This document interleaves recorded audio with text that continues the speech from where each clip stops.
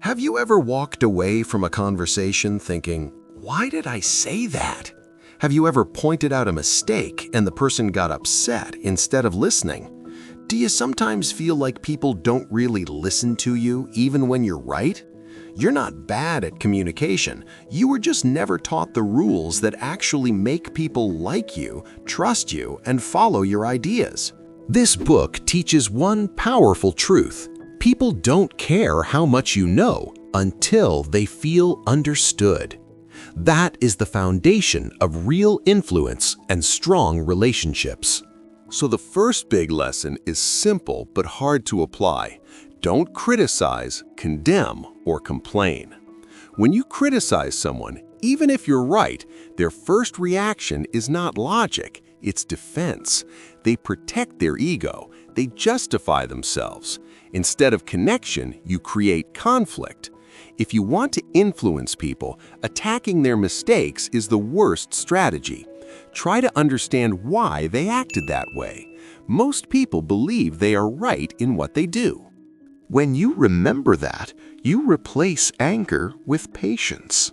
The second principle is just as powerful.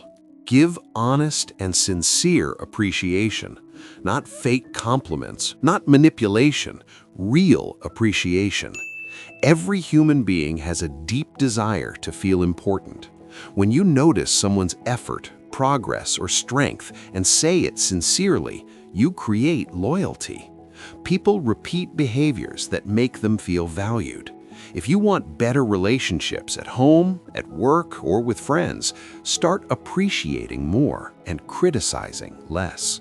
Another key idea is to become genuinely interested in other people. Most of us enter conversations thinking about what we will say next, but influential people listen more than they speak. They ask questions, they remember names, they care about others' stories. When someone feels truly heard, they automatically feel closer to you. And when they feel closer to you, they trust you more. Carnegie also says, "Smile." It sounds too simple, but it changes everything. A smile sends a silent message, "I'm happy to see you." It lowers tension and builds warmth. Even on the phone, people can hear a smile in your voice.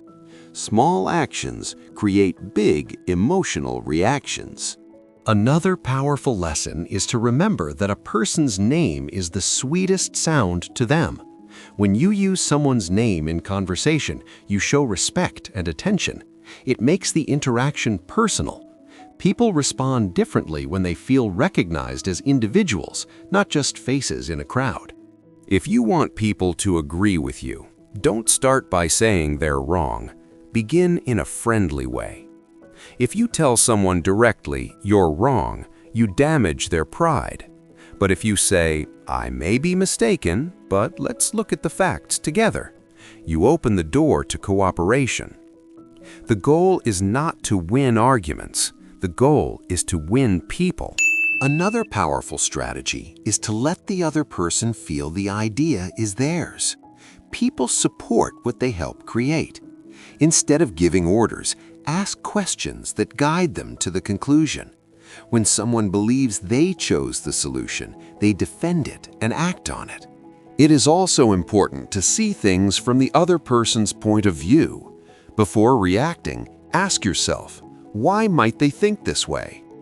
When you understand their perspective, your response becomes smarter and calmer. Influence always starts with empathy. When you need to correct someone, talk about your own mistakes first.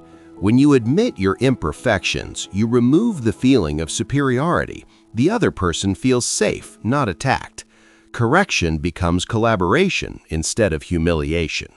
And if you want to motivate someone, give them a fine reputation to live up to.